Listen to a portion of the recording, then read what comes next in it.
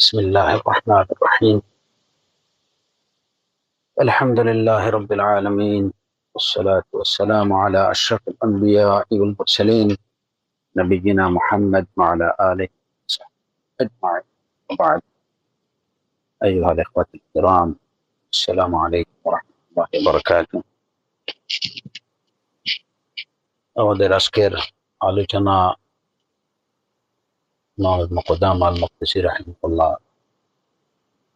সংকলিত এবং শাহ মুহাম্মদ বিন সালেহ আল উসাইমিন রাহিমাহুল্লাহ ব্যাখ্যাকৃত ইতিকাদ থেকে আলোচনার ধারাবাহিকতায় আমরা হিসাব নিয়ে আলোচনা করছিলাম। গতকাল আমরা আলোচনা করছিলাম যে আল্লাহ আযজা ওয়া জাল্লার হকের মধ্যে সর্বপ্রথম সালাতের হিসাব নেওয়া হবে এবং বান্দার হকের মধ্যে সর্বপ্রথম রক্তপাত বা হত্যাকাণ্ডের বিচার হবে ইয়াউমুল কিয়ামা। বান্দার হকের মধ্যে সর্বপ্রথম হত্যাকাণ্ড কিংবা রক্তপাতের বিচার কেন হবে এ বিষয়ে কিছু কথা আমরা বলেছিলাম এবং কোনো মোমেনকে ইচ্ছাপূর্বক কোনো মোমেনকে হত্যাকারীর পরিণতি কি সে বিষয়ে কোরআনে কারীমের আয়াত আমরা উল্লেখ করেছিলাম। আমরা বলেছিলাম যে অন্যান্য আরো অনেকগুলো কবিরা গুনাহ আছে, মেজর সিনস আছে, যেগুলো মানুষের অধিকারের সাথে সম্পর্কিত, কিন্তু সে সবগুলার আগে মানুষের অধিকারের সাথে সম্পৃক্ত অন্যান্য যে সমস্ত কাবায়ের গুলো আছে সেসব কাবায়েরের আগে সর্বাগ্রে রক্তপাত বা হত্যাকাণ্ডের বিচার হবে। এর কারণ আমরা এও বলেছিলাম যে হত্যাকাণ্ড হচ্ছে কাউকে হত্যা করা, এটা হচ্ছে এমন একটা কাজ যেটা ইরিকভারেবল, অপূরণীয়, বা যেটাকে কোনোভাবেই কভার করার কোনো সুযোগ নেই। কারণ একজন মানুষ যখন নিহত হয়ে যায়, তাকে হত্যা করে ফেলা হয়, তখন তাকে পুনরায় জীবিত করার বা তাকে বাঁচানোর কোনো সাধ্য কোনো মানুষের নেই। এই দিক থেকে এটা হচ্ছে একটা সবচেয়ে মারাত্মক একটা পাপ। এবং দ্বিতীয় বিষয় হলো যে যে প্রাণকে আপনি হত্যা করলেন সেই প্রাণের মালিক হচ্ছেন আল্লাহ সুবহানাহু ওয়া তাআলা। এই প্রাণ হরণের দায়িত্ব হচ্ছে আল্লাহ সুবহানাহু ওয়া তাআলা। কোরআনে কারীমে আল্লাহ আযজা ওয়া জাল্লা বলছেন, আল্লাহু ইয়াতাওয়াফাল আনফুস হিনা মাউতিহা ওয়াল্লাতী লাম তামুত ফি মানামিহা। যে আল্লাহ মানুষের প্রাণ হরণ করেন তার মৃত্যুর সময়, এবং ওয়াল্লাতী লাম তামুত ফি মানামিহা, যাদের মৃত্যু আসেনি ঘুমের সময় তার প্রাণ হরণ করেন। তো প্রাণ হরণের দায়িত্ব বা এটা হচ্ছে আল্লাহ সুবহানাহু ওয়া তাআলার।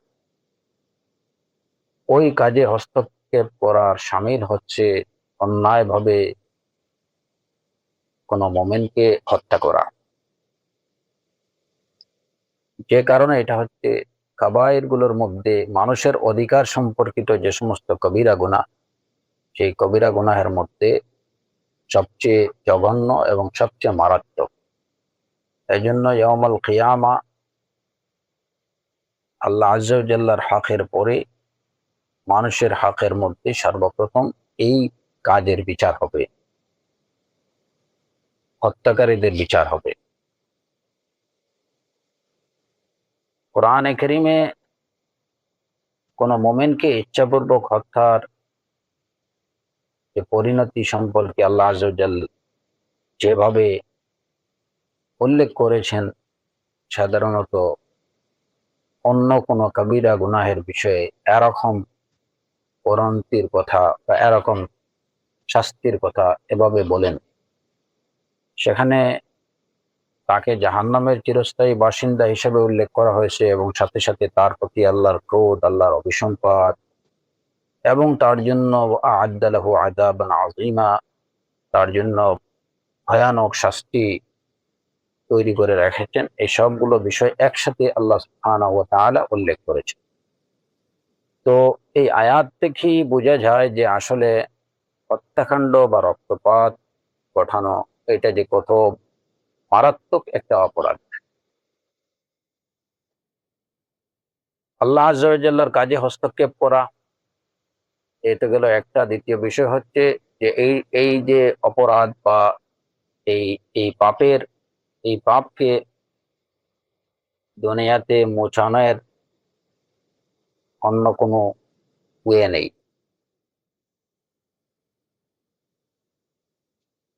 স্বাভাবিকভাবে এটাকে কভার করার মতো কোনো ব্যবস্থা নেই। যা যাবার যে নিহত হওয়ার সে নিহত হয়ে গেছে, তাকে আর ফিরিয়ে আনা যাবে না।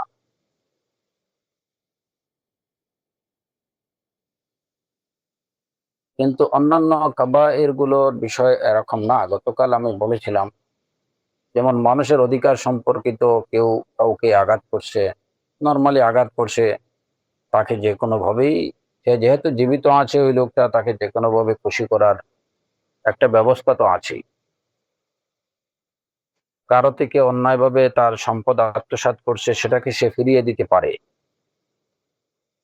কারো থেকে ঘুষ নিছে, সেটা ফিরিয়ে দিতে পারে। সুদ নিছে, সেটা ফিরিয়ে দিতে পারে। কারো সম্মানের উপরে আঘাত করছে, সে নিজের ভুল স্বীকার করে সেটাও কভার করে দিতে পারে। ওই লোককে যে কোনো ভাবে খুশি করে নিতে পারে। কিন্তু এই বিষয়টা হচ্ছে যে এখানে নিহত ব্যক্তিকে খুশি করার বা তার থেকে ক্ষমা নেয়ার কোনো সুযোগ নেই।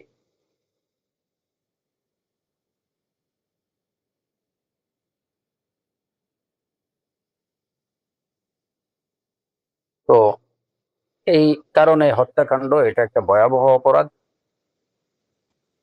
হিসেবেই বিবেচিত শরিয়ার মধ্যে, এবং সে হিসেবে ইয়াউমুল কিয়ামা এটার বিচার হবে সর্বাগ্রে।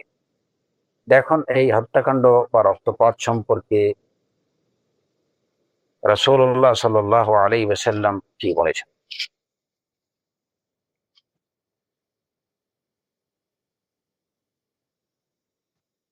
হজ্জাতুল বিদা দিন, বিদায় হজের দিন, ইয়াউমুল আরাফাতে, আরাফার মাঠে রাসূলুল্লাহ সাল্লাল্লাহু আলাইহি ওয়াসাল্লাম তার সাহাবায়ে কেরামদেরকে উদ্দেশ্য করে বললেন, ইন্না দিমাআকুম ওয়া আমওয়ালাকুম ওয়া আ'রাবাকুম আলাইকুম হারাম কাহুরমাতি ইয়াউমিকুম হাযা ফি বালাদিকুম হাযা ফি শাহরিকুম হাযা। সহিহ মুসলিমের হাদিস, যে তোমাদের রক্ত, তোমাদের সম্পদ, তোমাদের সম্মান, ইজ্জত তোমাদের পরস্পরের জন্য হারাম, যেভাবে আজকের দিন এবং এই শহর, এই এই শহর এবং এই মাস, এটা হচ্ছে নিষিদ্ধ মাস। যেভাবে আজকের দিনটা হচ্ছে নিষিদ্ধ দিন, এই শহর হচ্ছে নিষিদ্ধ এবং এই মাস হচ্ছে নিষিদ্ধ মাস।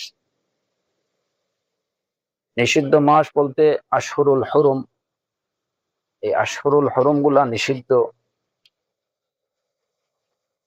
এখানে এই সময়ের মধ্যে কোন ধরনের, এই শহরের মধ্যে যেমন মক্কা, মক্কা শহর হচ্ছে একটা সম্মানিত শহর। আশহুরুল হুরুম হচ্ছে সম্মানিত কয়টা মাস, যে মাসগুলোতে কোন ধরনের কিতাল, সেসব ধরনের কিতাল নিষিদ্ধ। এখানে মানে এই মাসগুলোতে রক্তপাত ঘটানো নিষিদ্ধ। মক্কা মুকাররমাতে রক্তপাত ঘটানো নিষিদ্ধ। রাসূলুল্লাহ সাল্লাল্লাহু আলাইহি ওয়াসাল্লাম বিদায় হজের দিন তার সাহাবায়ে কেরামদেরকে সামনে রেখে বললেন যে তোমাদের রক্ত, তোমাদের সম্পদ, তোমাদের সম্মান, তোমাদের পরস্পরের জন্য এমনিভাবে নিষিদ্ধ যেভাবে আজকের দিন এই শহর এবং এই মাস নিষিদ্ধ। এই শহরের যেভাবে যেমন সম্মান সম্মান রক্ষার্থে এই শহরে কোনো ধরনের রক্তপাত করা নিষিদ্ধ, ঠিক তেমনি ভাবে তোমাদের সম্মান রক্ষার্থে তোমরা সম্মানিত। এই মাসগুলো যেভাবে সম্মানিত, তোমরাও তোমাদের সম্পদ, তোমাদের রক্ত, তোমাদের ইজ্জত সম্মানিত। এই দিন ইয়াউমুল আরাফা, এটা যেভাবে একটা সম্মানিত দিন, তেমনি ভাবে তোমাদের রক্ত, তোমাদের সম্পদ, তোমাদের সম্মান সম্মানিত। এই শহরে রক্তপাত যেভাবে নিষিদ্ধ, ঠিক তেমনি ভাবে তোমাদের পরস্পরকে হত্যা করা, পরস্পরের সম্পদ লুণ্ঠন করা, আত্মসাৎ করা, পরস্পরের ইজ্জত সম্মানে আঘাত করা, এটাও নিষিদ্ধ। এই হলো বিদায় হজের দিন রাসূলুল্লাহ সাল্লাল্লাহু আলাইহি ওয়াসাল্লামের সেই ঐতিহাসিক ভাষণের একটা অংশ। ইন্না দিমাআকুম ওয়া আমওয়ালাকুম ওয়া আ'রাদাকুম আলাইকুম হারামুন কাহুরমাতি ইয়াউমিকুম হাযা ফি বালাদিকুম হাযা ফি শাহরিকুম হাযা। এখন এই বিদায় হজের দিন আরাফার মাঠে একটা সম্মানিত স্থানে, সম্মানিত দিনে, সম্মানিত শহরে, সম্মানিত মাসে, এবং অন্যভাবে আমরা বলতে পারি যে এই যে ইয়াউমুল আরাফা একটা সম্মানিত দিন, এই নিষিদ্ধ শহর বলতে যে সম্মানের কারণে ওইখানে যে কাজগুলো আল্লাহ আযজা ওয়া জাল্লা নিষিদ্ধ করছেন। হ্যাঁ, কারণ নিষিদ্ধ শহর বলতে আবার অনেক সময় কেউ এটাকে নেতিবাচক ভাবে নিতে পারে যে এই শহর নিষিদ্ধ, যে এখানে হয়তো অনেক বাজে কাজ হয়। এরকম না, নিষিদ্ধ বলতে সম্মানের কারণে যে এই শহরে এই কাজগুলো, কিছু নির্দিষ্ট কাজ নিষিদ্ধ। এই মাসগুলোতে কেতাল নিষিদ্ধ, এই শহরে কেতাল নিষিদ্ধ, রক্তপাত নিষিদ্ধ, সেই অর্থে এটা নিষিদ্ধ, এবং এটা তার সম্মানের কারণে। তো এরকম একটা দিনে, এরকম একটা মাসে, এরকম একটা শহরে রাসূলুল্লাহ সাল্লাল্লাহু আলাইহি ওয়াসাল্লাম পুরা উম্মতকে জানিয়ে দিলেন যে তোমাদের পরস্পরের জন্য, একজনের জন্য অপরজনের রক্ত, সম্পদ, সম্মান, এগুলো হারাম, এগুলোর উপরে কোনোভাবেই আঘাত করা যাবে না।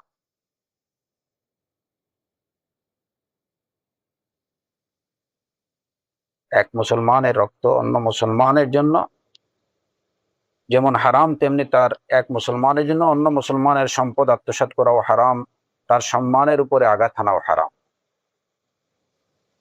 আল মুসলিম আলাল মুসলিমি হারামুন দামুহু ওয়া মালুহু ওয়া ইরদুহু। এটা রাসূল সাল্লাল্লাহু আলাইহি ওয়াসাল্লাম হজ্জাতুল বিদার দিন, বিদায় হজের দিন তার ভাষণে বললেন।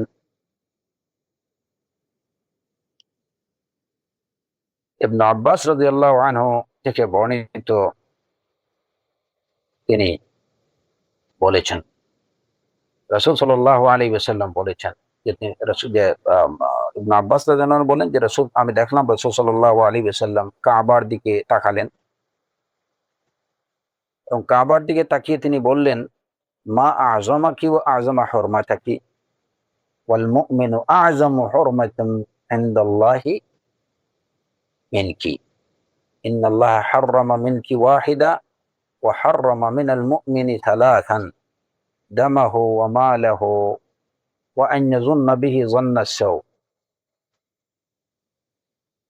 বাইহাকী শুআবুল ঈমানের বর্ণিত হাদিস, এবং ইমাম আলবানী রাহিমাহুল্লাহ এই হাদিসটাকে হাসান বলেছেন।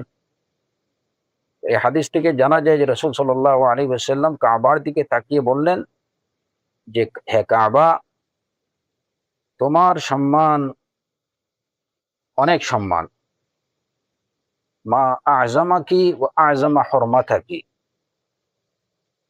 তোমার হুরমত, তোমার সম্মান এটা অনেক মহান। কিন্তু ওয়াল মুমিনু আ'যামু হুরমাতান ইনদাল্লাহি মিনক, কিন্তু একজন মুমিন সে তোমার থেকে বেশি আল্লাহর কাছে অধিক, তোমার থেকে সে একজন মুমিন আল্লাহর কাছে তোমার থেকে বেশি সম্মানিত। এই কথাটি রাসূল সাল্লাল্লাহু আলাইহি ওয়াসাল্লাম কাবার দিকে তাকিয়ে বলছেন, হে কাবা, তোমার সম্মান অনেক সম্মান, তুমি অনেক সম্মানিত, কিন্তু একজন মুমিন আল্লাহর নিকট তোমার থেকে অধিক সম্মানিত। এটা কিভাবে, সেটাও রাসূলুল্লাহ সাল্লাল্লাহু আলাইহি ওয়াসাল্লাম বলে দিচ্ছেন। ইন্নাল্লাহা হাররামা মিনকি ওয়াহিদা, আল্লাহ তোমার জন্য একটা কাজ, একটা তোমার বিষয়ে একটা তোমার জন্য একটা বিষয় নিষেধ করছেন, বা একটা বিষয় নিষিদ্ধ, তোমার ক্ষেত্রে একটা বিষয় নিষিদ্ধ, কাবার ক্ষেত্রে একটা বিষয় নিষিদ্ধ। ওয়া হাররামা মিনাল মুমিনি সালাসান, আর মুমিনের ক্ষেত্রে তিনটি বিষয় নিষিদ্ধ করছেন। কাবার ক্ষেত্রে কি নিষিদ্ধ, যে ওইখানে কেবলমাত্র রক্তপাত ঘটানো যাবে না।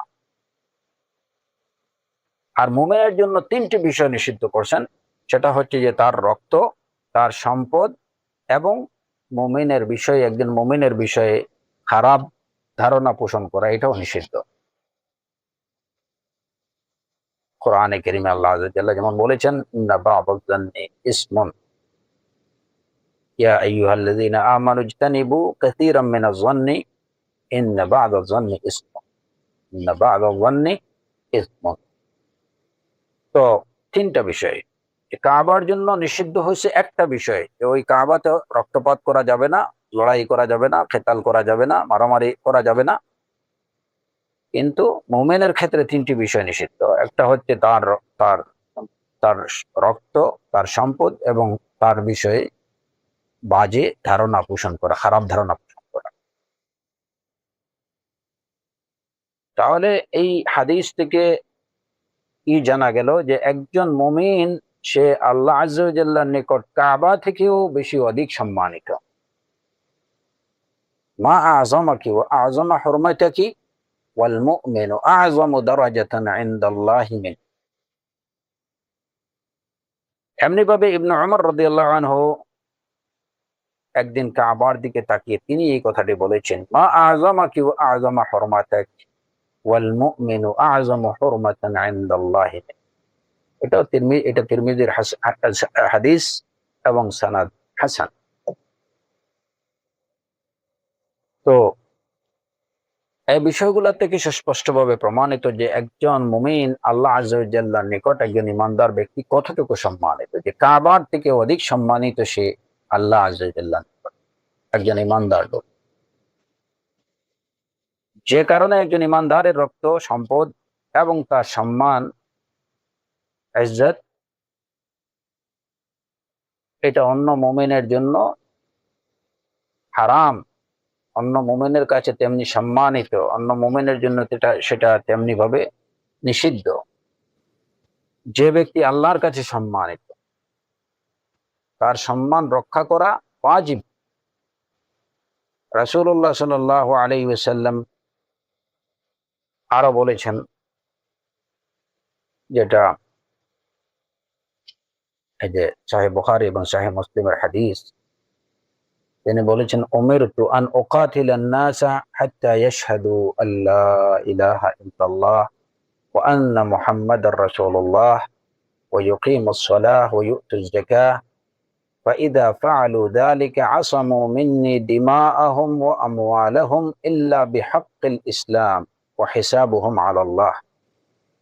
রাসূলুল্লাহ সাল্লাল্লাহু আলাইহি ওয়াসাল্লাম বলেন যে আমাকে নির্দেশ দেওয়া হয়েছে যে মানুষের বিরুদ্ধে লড়াই করার জন্য যতক্ষণ না তারা আল্লাহ ব্যতীত কোনো সত্য মাবুদ নেই এই ঘোষণা দেবে, এবং মুহাম্মদ আল্লাহর রাসূল বলে ঘোষণা দেবে, যতক্ষণ না তারা সালাত কায়েম করবে, যাকাত প্রদান করবে, ততক্ষণ পর্যন্ত তাদের বিরুদ্ধে লড়াই করার, যুদ্ধ করার নির্দেশ দিয়েছেন।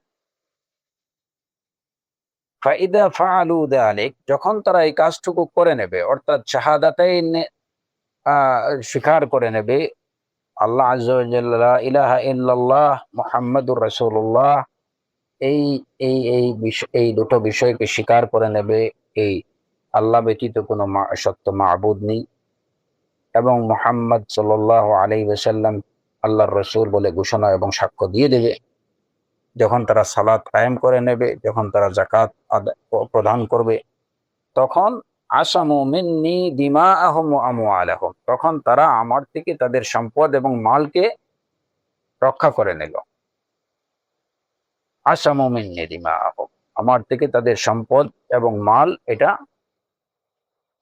নিরাপদ হয়ে গেল। তবে ইল্লা বিহাক্কিল ইসলাম, তবে ইসলামের অধিকার রক্ষার জন্য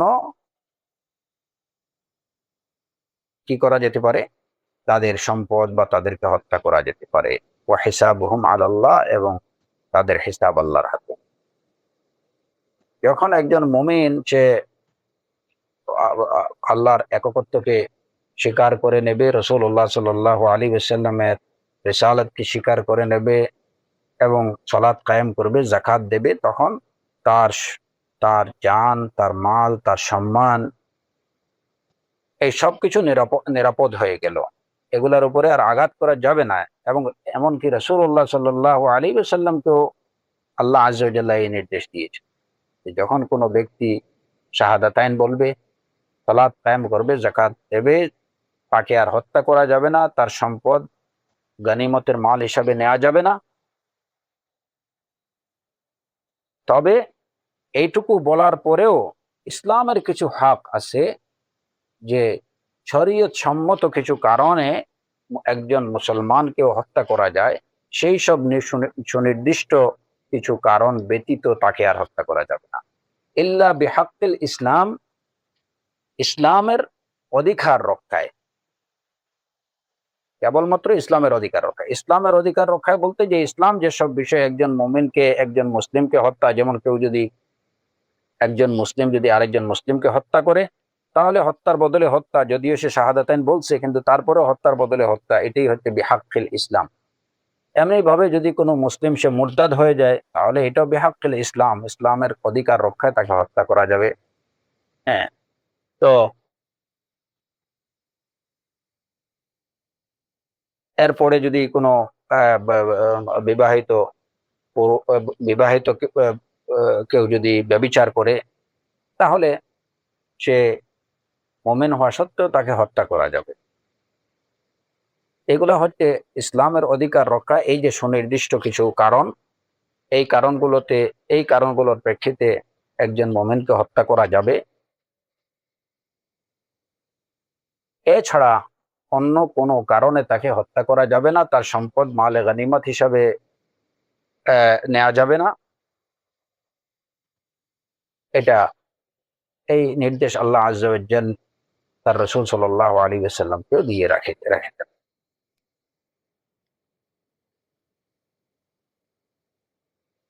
সুনান নাসাইতে আব্দুল্লাহ ইবনে আমর রাদিয়াল্লাহু আনহু থেকে বর্ণিত হাদিস, লা জাওয়ালুদ দুনিয়া আহওয়ান ইনদাল্লাহি মিন কাতলি রাজুলিন মুসলিম, যে দুনিয়ার ধ্বংস হয়ে যাওয়া এটা আল্লাহর কাছে সহজ, একজন মুসলিমের হত্যা থেকে দুনিয়া ধ্বংস হয়ে যাওয়া এটা আল্লাহর কাছে সহজ বিষয়।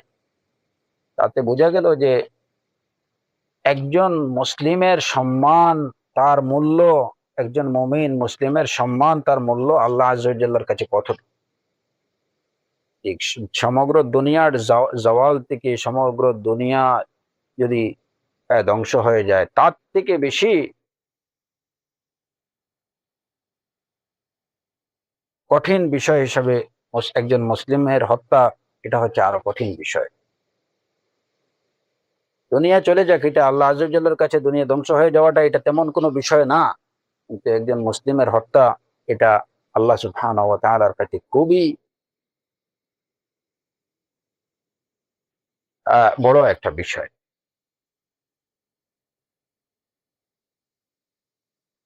তো এই হাদিসগুলো বলার উদ্দেশ্য হচ্ছে যে একজন মুমিন বা মুসলিমের কদর, তার মূল্য, তার সম্মান আল্লাহ আযজা ওয়া জাল্লার কাছে কতটুকু। আমরা জানলাম যে কাবা থেকেও, আল্লাহর ঘর বাইতুল্লাহ থেকেও বেশি একজন মুমিনের সম্মান আল্লাহর কাছে, পুরো দুনিয়া থেকেও বেশি মূল্যবান একজন মুমিন আল্লাহর কাছে। যে কারণেই আল্লাহ সুবহানাহু ওয়া তাআলা তার রাসূল সাল্লাল্লাহু আলাইহি ওয়াসাল্লামের জন্য একজন মুমিনের রক্ত, তার সম্পদ হারাম করে দিয়েছেন। তাকে নির্দেশ দিয়েছেন যতক্ষণ না মুমিন হবে কেউ তার বিরুদ্ধে লড়াই করা যাবে, কিন্তু যখন সে শাহাদাতাইন বলবে, সে মুমিন হয়ে যাবে, মুসলিম হয়ে যাবে, তখন আর তার বিরুদ্ধে লড়াই করে তাকে হত্যা করা যাবে না।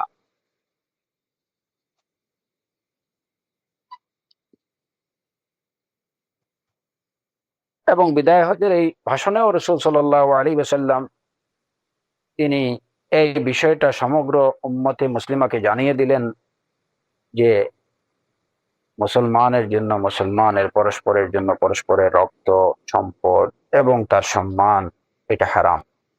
এই বিষয়গুলোতে কোনোভাবে আঘাত করা যাবে না।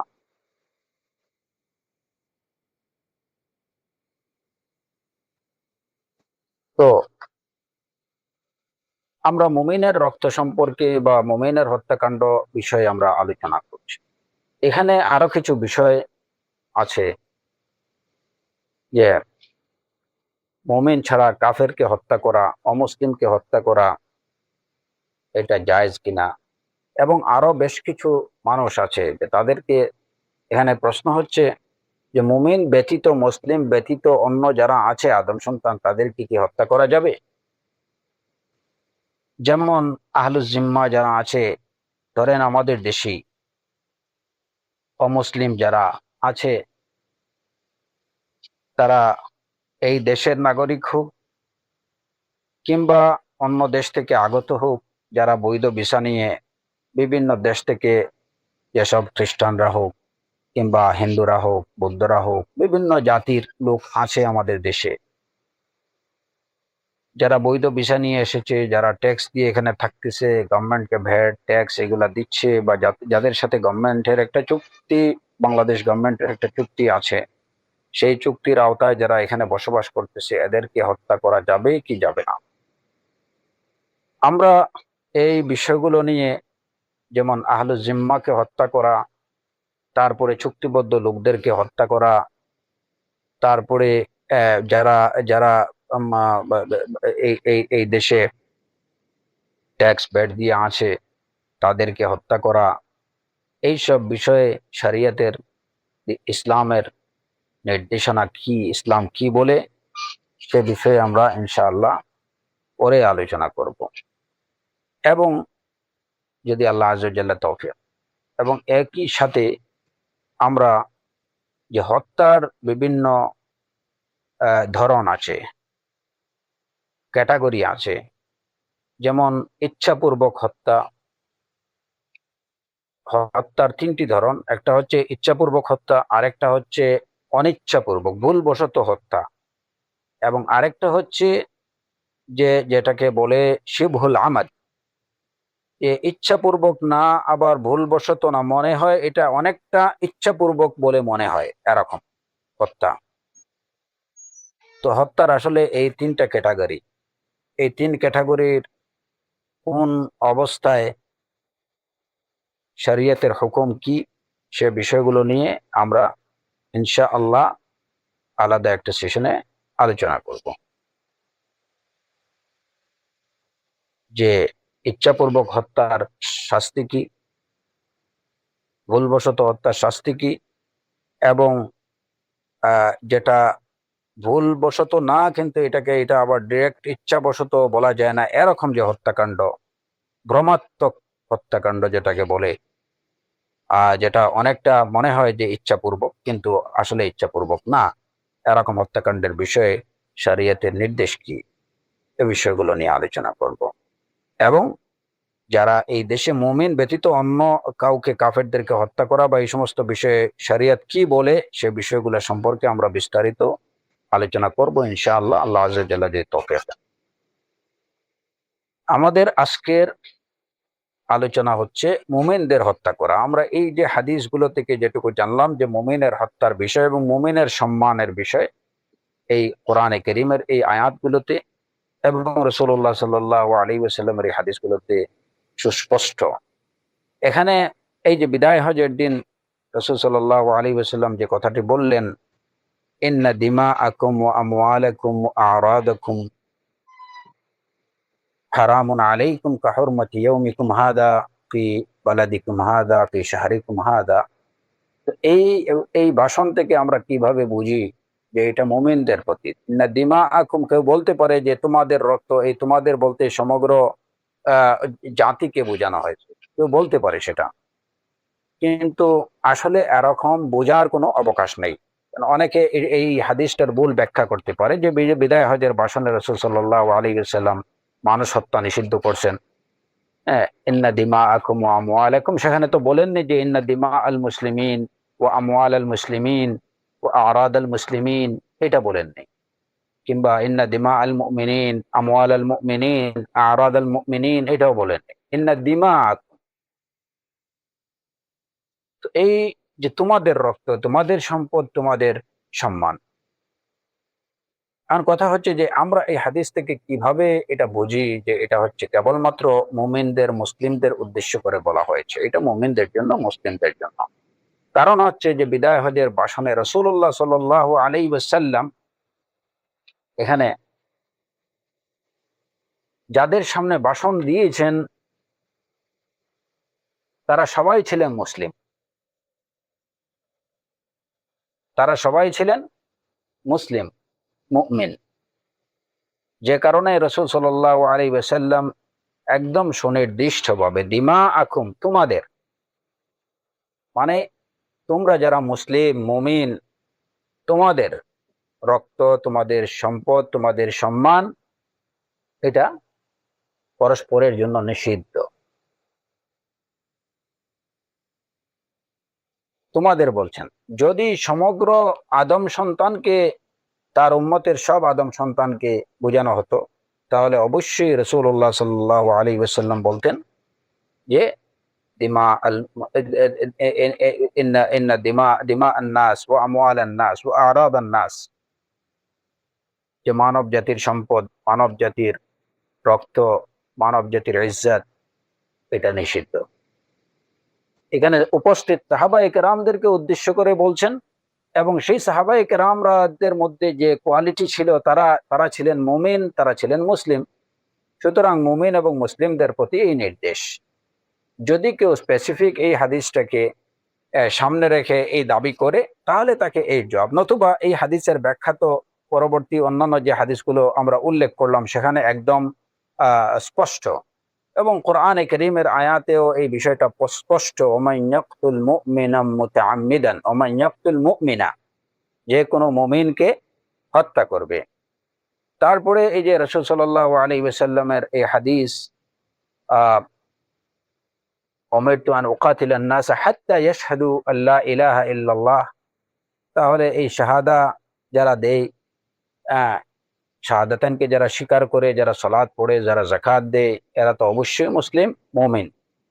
তাদেরকে হত্যা করা নিষেধ করেছেন। উমিরতু আন উকাতিলান নাস হাত্তা ইয়াশহাদু আল্লা ইলাহা ইল্লাল্লাহ ওয়া আন্না মুহাম্মাদার রাসূলুল্লাহ ওয়া ইউকিমুস সালাহ ওয়া ইউতুজ যাকাহ। এরপরে এই যে কুল্লুল মুসলিম আলাল মুসলিম হারামুন দামুহু ওয়া মালুহু ওয়া ইরদুহু, এই হাদিস। তারপরে রাসূলুল্লাহ সাল্লাল্লাহু আলাইহি ওয়াসাল্লামের ওই হাদিস, আল মুমিনু আ'যামু হুরমাতান ইনদাল্লাহি মিনকি, যে কাবাকে উদ্দেশ্য করে রাসূল সাল্লাল্লাহু আলাইহি ওয়াসাল্লাম যে কথাটি বললেন। তো এমনি ভাবে অনেকগুলো হাদিস যেখানে স্পষ্টভাবে মুমিনদের, মুসলিমদের কথা উল্লেখ আছে। সুতরাং এটা, এই হাদিস দিয়ে বিদায় হজের ভাষণের এই কথাকে ভুলভাবে ব্যাখ্যা করার কোনো সুযোগ নেই। তো আমাদের আলোচনা হচ্ছে মুমিনদের হত্যার বিষয়ে, মুসলিমদের হত্যার বিষয়ে। এটা খুবই জঘন্য একটা অপরাধ। এখন এই বিষয়গুলা, এই যে ধরেন মুসলমানদের, মুমিনকে হত্যা করা হারাম,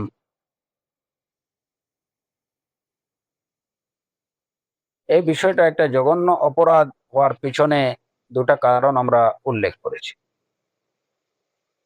একটি কারণ যে এটা আল্লাহ আযজা ওয়া জাল্লার কাজে হস্তক্ষেপের শামিল, আর দ্বিতীয় বিষয় হচ্ছে এটা হচ্ছে ইরিকভারেবল একটা পাপ।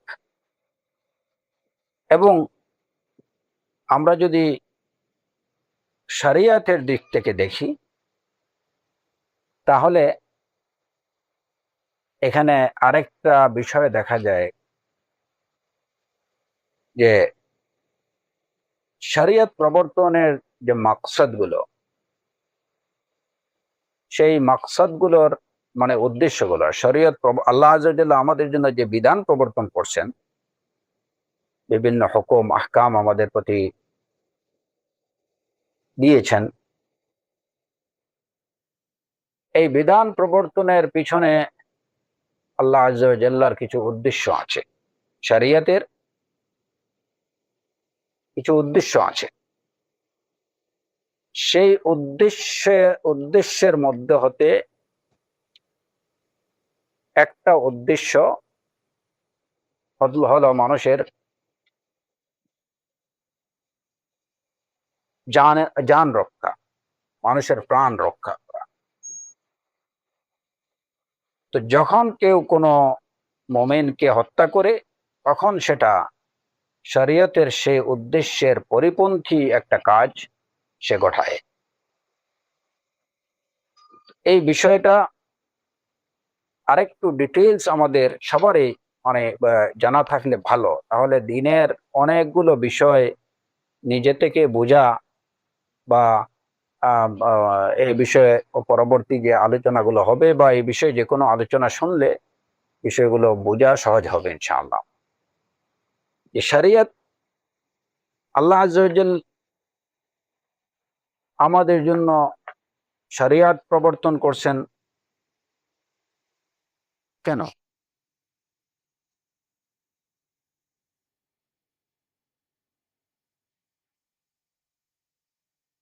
শরিয়ত প্রবর্তনের পিছনে রহস্যটা কি, উদ্দেশ্যটা কি? আল্লাহ আযজা ওয়া জাল্লা কোনো কাজ অনর্থক করেন না, এর পিছনে অবশ্যই একটা গূঢ় রহস্য থাকে, একটা হিকমা থাকে, তার একটা উদ্দেশ্য থাকে। তিনি উদ্দেশ্যহীনভাবে কোনো কিছু করেন না। মুসলমানদের প্রতি এই যে বিভিন্ন হুকুম আহকাম, ফারাজ ওয়াজিব সুনান, বিভিন্ন ক্যাটাগরির যে নির্দেশগুলো, এগুলা কেন আল্লাহ আযজা ওয়া জাল্লা দিয়েছেন? এগুলা কি এমনিতেই? না, এর পিছনে অবশ্যই একটা গূঢ় রহস্য আছে, একটা তাৎপর্য আছে, এবং আল্লাহ আযজা ওয়া জাল্লার সুনির্দিষ্ট কিছু মাকসাদ আছে, উদ্দেশ্য আছে। তো ঠিক তেমনি ভাবে এই শরীয়ত গুলো আমাদেরকে দেওয়ার পিছনে, শরীয়ত প্রবর্তনের পিছনে আল্লাহ আযজা ওয়া জাল্লার কিছু মাকাসিদ আছে, উদ্দেশ্য আছে। এই মাকাসিদ গুলো যদি আমরা শরীয়ত প্রবর্তনের, এই যে ইসলামী বিধি বিধানের যে প্রবর্তন করার পিছনে আল্লাহ আযজা ওয়া জাল্লার উদ্দেশ্য কি, সে বিষয়টা যদি আমরা জানতে পারি, তাহলে শরীয়তের হুকুম আহকাম গুলোর মধ্যে তাৎপর্যগুলো, হুকুম আহকাম গুলোর তাৎপর্যগুলো বোঝা সহজ হবে। যেমন ধরেন আমরা যে আল্লাহ আযজা ওয়া জাল্লা আমাদের জন্য সালাত ওয়াজিব ফরজ করছেন। এখন সালাত ওয়াজিব কেন করছেন, ফরজ কেন করছেন, এর দ্বারা দ্বীনের মাকসাদটা কি, সেটার শরীয়তে এই এই এই এই এই বিধানের মাকসাদটা কি, এটা যখন বুঝবো তখন সালাতের বিষয়টাকে এবং সালাতের সাথে সম্পর্কিত অন্যান্য যে বিষয়গুলো আছে সেই বিষয়গুলোর তাৎপর্য আমরা বুঝতে পারবো সহজে। আল্লাহ আযজা ওয়া জাল মদকে হারাম করছেন। মদ হারাম করছেন, কেন হারাম করছেন? এর পিছনে মাকসাদটা কি? এই মাকসাদগুলো সম্পর্কে যতটুকু আমরা বুঝি, ততটুকু যদি যতটুকু জানা যায়, এই মাকসাদগুলো সম্পর্কে যতটুকু জানা যায় সঠিকভাবে, সেই বিষয়গুলো যদি আমরা জানতে পারি, তাহলে আমরা প্রশ্ন উত্থাপন করব না যে এটা মানুষের স্বাধীনতায় একটা হস্তক্ষেপ, এটা কেউ বলবে না। যখন সে বুঝবে যে কেন মদকে হারাম করা হয়েছে, এর পিছনে মাকসাদটা কি, উদ্দেশ্য কি? কেন সুদকে হারাম করা হলো?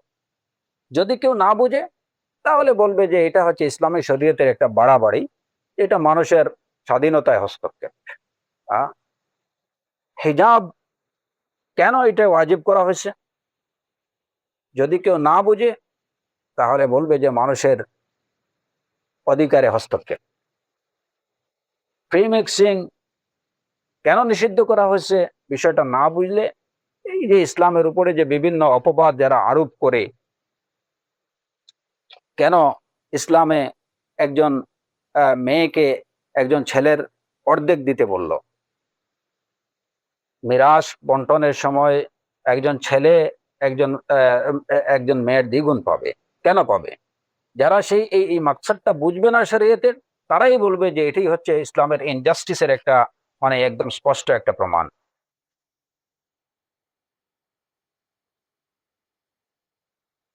তাআলা আল্লাহু আম্মা ইয়াকুলুনা উলুওয়ান কাবীরা। অথচ আল্লাহ আযজা ওয়া জাল্লা এই সবগুলো থেকে সম্পূর্ণ মুক্ত এবং কত পবিত্র। তিনি কারো প্রতি ইনজাস্টিস করেননি। এই কথাগুলো এমনকি অনেক মুসলিমের মুখ থেকে বের হয় যে একজন মানুষ তার যা ইচ্ছা তা খাবে, এখানে এখানে বিধিনিষেধের কি প্রয়োজন? কুলু ওয়াশরাবু, যা ইচ্ছা খাও, কোনো অসুবিধা নাই। আহ, যা ইচ্ছা, আমার যা ইচ্ছা আমি পরবো, আমার মনে হয় আমি কাপড় পরবোই না, তাতে কি? এখানে কারো সাথে হস্তক্ষেপ করার কিছু নেই। এই কথাগুলো নেক্সট স্টুপিডরাই বলতে পারে, যে কারণে আপনাদের এবং আমাদের সন্তানদের এই বিষয়গুলো যে মাকাসিদুশ শরিয়া, শরীয়তের মকসদ কি, এই শরীয়তে দ্বীনে ইসলামের যে বিধানগুলো আছে, এই বিধানগুলো প্রবর্তনের পিছনে আল্লাহর কি হিকমা, কি মকসদ, এর দ্বারা তিনি কি চান, সে বিষয়গুলো নিজেরাও জানা দরকার এবং নিজেদের বাচ্চাদেরকেও জানানো দরকার, যাতে করে আল্লাহ আযজা ওয়া জাল্লা না করুন যে আপনার আমাদের সন্তানগুলো যেন কখনো দ্বীনে ইসলামের কোনো হুকুমের বিষয়ে যেন সে অজ্ঞতাবশত কোনো কথা না বলে, দ্বীনে ইসলামের বিরুদ্ধে কোনো কথা তার মুখ থেকে না বের হয়। যখন তাদেরকে এবং নিজেরাও আমরা যখন এই বিষয়গুলো বুঝবো, তখন অবশ্যই দ্বীনে ইসলামের প্রতি আমাদের ঈমান, দ্বীনে ইসলামের প্রতি আমাদের আগ্রহ, দ্বীনে ইসলামের প্রতি আমাদের ভালোবাসা, সম্মান, এটা অনেক অনেক বেড়ে যাবে। যখন আমরা বুঝতে পারবো যে ইসলাম আমাকে এই নির্দেশ দিয়েছে, এর পিছনে তার মাকসাদ এইটা, এবং এই মাকসাদটার মধ্যে আমার কল্যাণ আছে, আমার কি কল্যাণ আছে সেটা আমি যখন বুঝতে পারবো, তখন আমি সেটাকে স্বীকার করবো, সেটাকে মানবো, এবং তখন দ্বীনে ইসলামের প্রতি আমার ভালোবাসা বৃদ্ধি পাবে। তো এই শরীয়তের হুকুমগুলো প্রবর্তনের পিছনে যে বা উদ্দেশ্যগুলো জানা আমাদের দরকার। তো শরীয়তের শরীয়ত প্রবর্তনের পিছনে দ্বীনে ইসলামের এই বিভিন্ন হুকুম, এইগুলা প্রবর্তনের পিছনে উদ্দেশ্য কি, এই বিষয়গুলা কিন্তু একত মানে একই জায়গায় একত্রিত অবস্থায় কোরআন কিংবা সুন্নাতে এইভাবে যে মাকাসিদুশ শরিয়া এইটুকু, এটা কোরআন কিংবা সুন্নাতে এইভাবে বলা হয়নি। উলামায়ে কেরামরা, আইম্মায়ে কেরামগণ, ওনারা একদম আহ কোরআন এবং সুন্নাহর আলোকে, কোরআন এবং সুন্নাহ ঘাটাঘাটি করে, অনুসন্ধান করে, গবেষণা করে এই বিষয়গুলোকে আমাদের সামনে তুলে ধরেছেন। কারণ কোরআনে কারীমের কোথাও এইভাবে আপনি পাবেন না যে কোনো আয়াতে আল্লাহ আযজা ওয়া জাল্লা বলছেন যে মাকাসিদুশ শরিয়া হচ্ছে এই। হ্যাঁ, আমরা যেটুকু কোরআনে কারীমে পাই সুস্পষ্টভাবে, যে মানব জাতি এবং জিন জাতিকে সৃষ্টির পিছনে আল্লাহ আযজা ওয়া জাল্লার উদ্দেশ্যটা কি। ওমা খালাকতুল জিন্না ওয়াল ইনসা ইল্লা লিয়াবুদুন। মা উরিদু মিনহুম মির রিজকিন ওয়া মা উরিদু আন ইউতঈমুন। এমনি ভাবে হাদিসে কোন জায়গায় রাসূলুল্লাহ সাল্লাল্লাহু আলাইহি ওয়াসাল্লাম একসাথে বলেননি যে তোমাদের এই শরীয়তের পিছনে আল্লাহ আযজা ওয়া জাল্লার মাকসাদ বা তার উদ্দেশ্য হচ্ছে এই। তো এই বিষয়গুলো এমনি ভাবে দিনের আরো অনেক বিষয় আছে যে বিষয়গুলো উলামায়ে কেরাম, আইম্মায়ে কেরাম যুগে যুগে ওনারা গবেষণা করে কোরআন এবং সুন্নাহ অধ্যয়ন করে হ্যাঁ, সেগুলোকে বের করছেন আমাদের জন্য, বিষয়গুলো বোঝা আমাদের জন্য সহজ করে। যেমন কেউ যদি বলে যে তাওহীদের ৩টা ক্যাটেগরি আপনারা করলেন, এটা পেলেন কোথায়? কোরআনে তো নেই। এরকম কোনো আয়াত তো নেই যে তাওহীদ ৩ প্রকার। কিংবা সুন্নাতেও রাসূলুল্লাহ সাল্লাল্লাহু আলাইহি ওয়াসাল্লাম এরকম সুস্পষ্ট কোনো হাদিস পাওয়া যায় না যে আত-তাওহীদু আলা সালাসাতি আকসামিন। তাহলে আপনারা এটাকে এই যে ক্যাটেগরাইজ করলেন, এটা কিভাবে, কোথা থেকে? এগুলা বিল ইস্তিকরা, এগুলাকে বলে বিল ইস্তিকরা। একটা বিষয় অধ্যয়ন করে, পড়াশোনা করে ওইখান থেকে যে বিষয়টা জানা যায়, ওই বিষয়গুলোকে উলামায়ে কেরামরা একত্রিত করছেন। এর অর্থ এটুকু না যে ওনারা এখানে যে বিষয়গুলো একত্রিত করছেন সেগুলা কোরআন কিংবা সুন্নাহর বাইরে ওনাদের হাওয়া থেকে কিংবা ওনারা নিজেদের মানে যুক্তি অনুযায়ী, বিবেক অনুযায়ী নিজেদের জ্ঞান বুদ্ধিমতো না। কোরআন এবং সুন্নাহ থেকে ওই বিষয়গুলো, যেমন ধরেন আপনি একটা একটা বাব বা একটা অধ্যায় পড়লেন, একটা বইয়ের একটা চ্যাপ্টার আপনি পড়লেন। সেই চ্যাপ্টারে যা লেখা আছে, কি কি লেখা আছে, এখানে কি বলা হয়েছে, হয়তো সেটা ২০ পৃষ্ঠা কিংবা ৫০ পৃষ্ঠার মধ্যে এই কথাগুলো, এই চ্যাপ্টারটা ২০ পৃষ্ঠা বা ৫০ পৃষ্ঠা ব্যাপী। আপনি সেখান থেকে যে এই চ্যাপ্টারগুলোতে এই চ্যাপ্টারে এই বিষয়গুলো আলোচনা হয়েছে, সেটাকে আপনি একত্রিত করলেন। এর অর্থ এটুকু না যে আপনি যেটুকু একত্রিত করছেন সেটা এই চ্যাপ্টারের বাহিরে। সুতরাং উলামায়ে কেরামরা তাওহীদের যে ক্যাটাগরি গুলো পড়ছেন, রুবুবিয়্যাহ, উলুহিয়্যাহ, আসমা এবং সিফাত, যে এগুলো তো কোরআন সুন্নাতে নাই, এই কথাটা হচ্ছে জাহেলদের কথা। কারণ এই কথাগুলো দ্বারাই পুরা কোরআনে কারীম ভরপুর, পরিপূর্ণ। রুবুবিয়্যাহ, উলুহিয়্যাহ আর আসমা এবং সিফাতের আলোচনা পুরা কোরআনে কারীমে। এখন হ্যাঁ, সেটাকে হয়তো তাওহীদুর রুবুবিয়্যাহ, তাওহীদুল উলুহিয়্যাহ, তাওহীদুল আসমা এবং সিফাত হিসাবেও এখানে চিহ্নিত করা হয়নি। কিন্তু আলোচনা যেভাবে আসছে সেখানে এই বিষয়গুলোর তাওহীদকেই বোঝানো হয়েছে। সুতরাং যিনি একত্রিত করছেন, যারা একত্রিত করছেন, সেটাকে তারা এখানে জিস্ট যে বিষয়টা আছে সেটাকে মানুষের সহজবুদ্ধ হওয়ার জন্য তারা একত্রিত করে সেভাবে বলছেন। এখানে উদ্দেশ্যটা কি? এই সব আলোচনার মধ্যে এই থেকে এটাই প্রমাণিত হয় যে এখানে আল্লাহ আযজা ওয়া জাল্লা তার তাওহীদের আলোচনা করছেন, এবং তাওহীদ কোন কোন বিষয়ে তাওহীদ বা আল্লাহর আহ, এই, আহ, আহ, যে ওয়াহদানিয়ত প্রতিষ্ঠা করা, আল্লাহর একত্ব প্রতিষ্ঠা করা, কোন কোন বিষয় করতে হবে, এই আলোচনায় পুরা কোরআনে কারীম,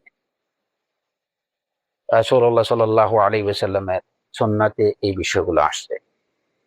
সুতরাং এগুলো কোরআন এবং সুন্নাহর বাইরে না। অনুরূপভাবে এই যে মাকাসিদুশ শরিয়া গুলো, যেগুলো উলামায়ে কেরাম, আইম্মায়ে কেরামগণ মাকাসিদুশ শরিয়া হিসেবে যেগুলোকে চিহ্নিত করছেন, সেগুলা তারা নিজেদের হাওয়া থেকে তারা করেননি, কিংবা এমন কিছু করেননি যে শরীয়তের মাকসাদ হিসাবে তারা এমন কোনো বিষয় বর্ণনা করেননি যেটা আসলে শরীয়তের মাকসাদ না, বা যেটা কোরআন এবং সুন্নাহ দ্বারা সমর্থিত না, বা কোরআন সুন্নাহর বক্তব্যের পরিপন্থী, কিংবা কোরআন সুন্নাহর বক্তব্যের বাহিরে।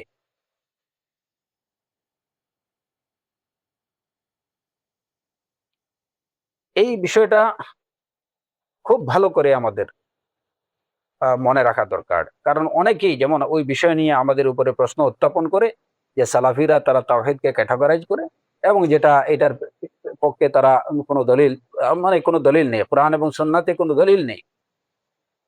এটা হচ্ছে জাহেলদের কথা। এবং মুবতাদিঈনদের দাবি। এটা হচ্ছে মুবতাদিঈনদের দাবি। বিষয়টাকে, একটা বিষয়কে আমি আমার নিজের ভাষায়, আমি আমার নিজের মতো করে মূল বিষয়টাকে যদি অক্ষুণ্ণ রেখে আমি বুঝতে পারি, তাহলে সেটাই হচ্ছে কোরআনের দাবি।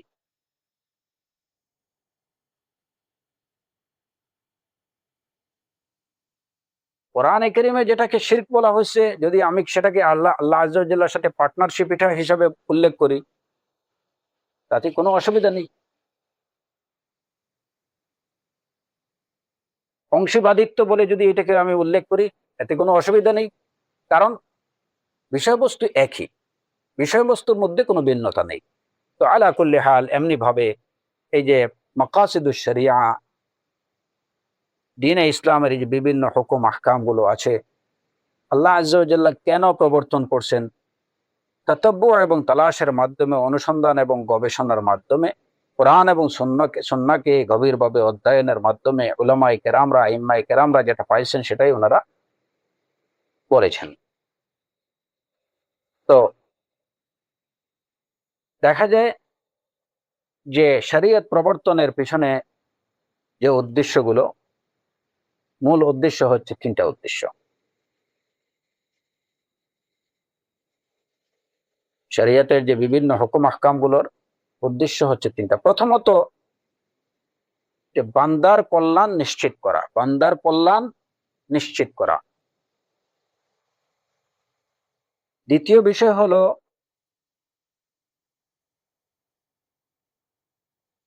যে এই কল্যাণকে সংরক্ষণ করা। আর তৃতীয় বিষয়টা হচ্ছে তার থেকে সব ধরনের অনিষ্টকে দূর করা। শরীয়তের মূল মাকসাদ, আহকাম ও শরিয়া যেগুলো আছে, এগুলার উদ্দেশ্য এই তিনটা।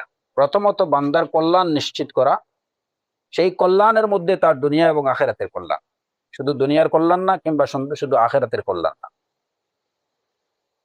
দ্বিতীয় বিষয় হলো তার সেই কল্যাণকে সংরক্ষণ করা, হেফাজত করা। তৃতীয় বিষয় হলো তার থেকে সব অনিষ্টকে দূর করা।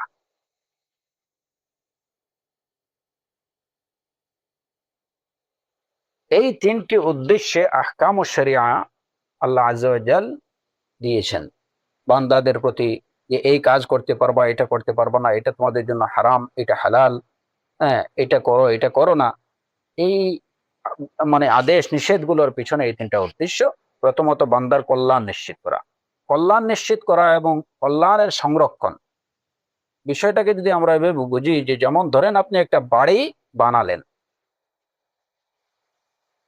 এখন বাড়ি বানিয়ে যদি আপনি ক্ষান্ত হয়ে যান যে শেষ, আমার দায়িত্ব শেষ, এবার এটা নষ্ট হোক যাই হোক কোনো কিছু আসে যায় না, তাহলে এটা আসলে কোনো বুদ্ধিমানের কাজ হতে পারে না। বাড়ি বানানো এবং এর সাথে এটার হেফাজত নিশ্চিত করতে হবে, যে এটা কিভাবে নিরাপদ থাকতে পারে, এটা নিরাপত্তা নিশ্চিত করা, এটাকে হেফাজত করতে হবে, এটা নিরাপত্তার জন্য যা কিছু করা দরকার সেগুলো করতে হবে। আর তৃতীয় বিষয় হচ্ছে বাড়িটার মধ্যে যে কল্যাণগুলো আছে, যে বিষয়গুলো, ভালো বিষয়গুলো আছে, এগুলাকে সংরক্ষণ করতে হবে। এবং এই বাড়ির উপরে যেন কোনো ধরনের আপদ বিপদ না আসে, এটা যেন বাইরের মানে এটা ধ্বংস হওয়া থেকে যেন মুক্ত থাকতে পারে, সেজন্য প্রয়োজনীয় ব্যবস্থা নেওয়া। তো আমরা দেখি যখন কেউ একজন বাড়ি বানায়, তো এটা হচ্ছে প্রথমে তার বাড়ি বানানো, এই যে কল্যাণ নিশ্চিত করা, একটা কল্যাণ নিশ্চিত করলো।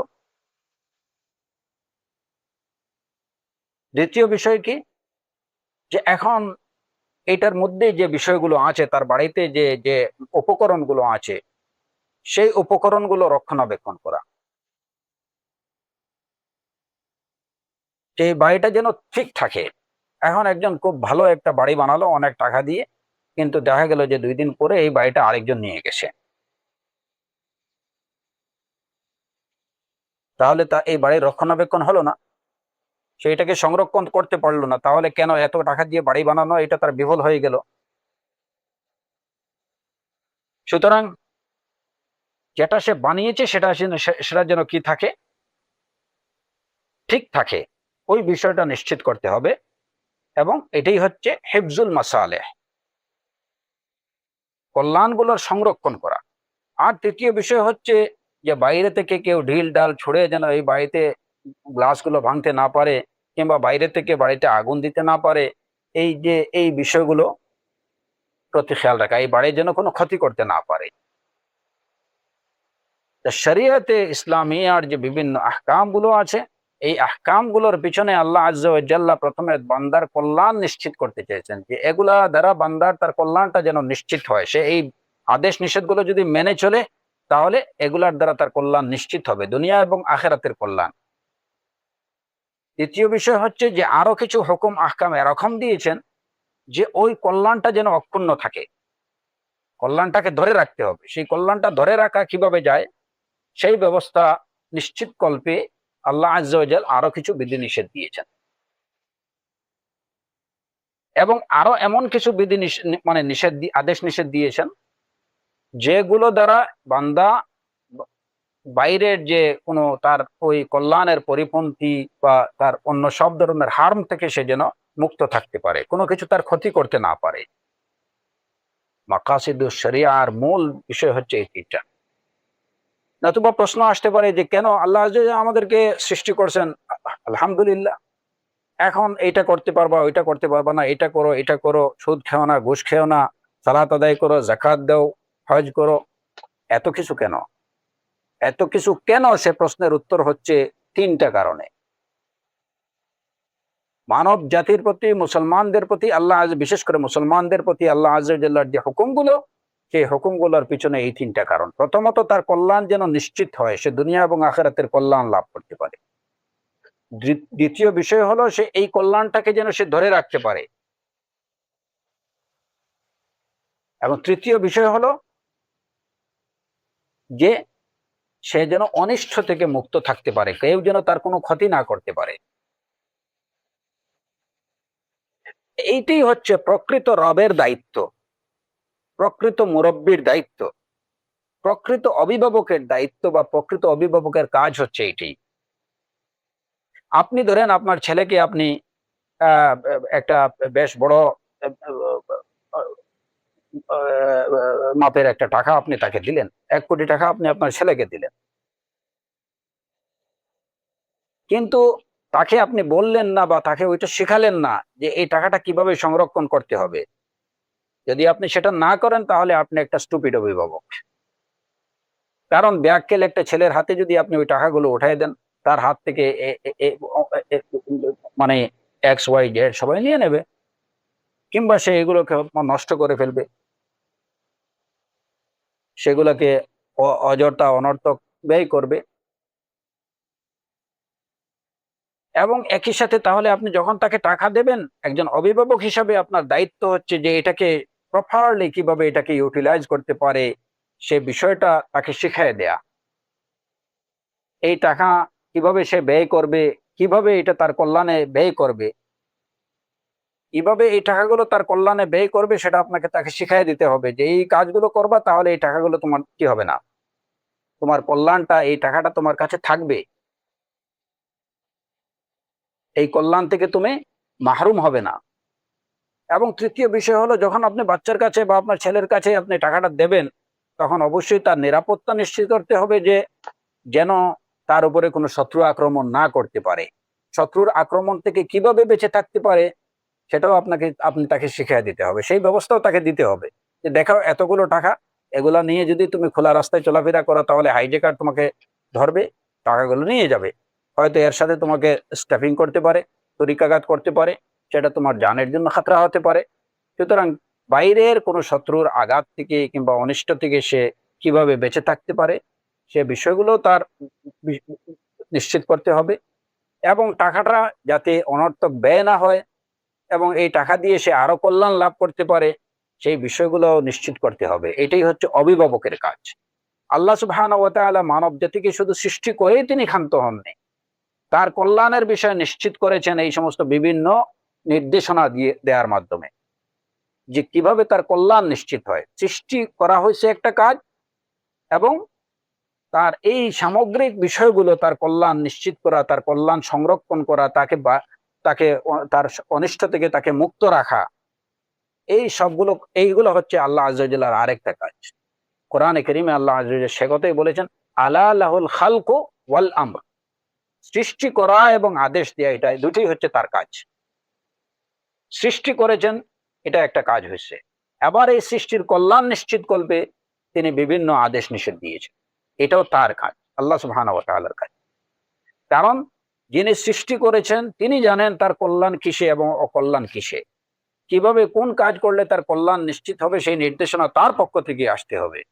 কিভাবে এই কল্যাণটা সংরক্ষিত হবে, সে বিষয়টা একমাত্র তিনিই জানেন। সুতরাং সেই নির্দেশনা তার পক্ষ থেকে আসতে হবে, এবং কিভাবে এই কল্যাণের পরিপন্থী বিষয়গুলো থেকে তাকে সেভ করা যায়, হেফাজত সে থাকতে পারে, সেই নির্দেশনাও তার পক্ষ থেকে আসতে হবে।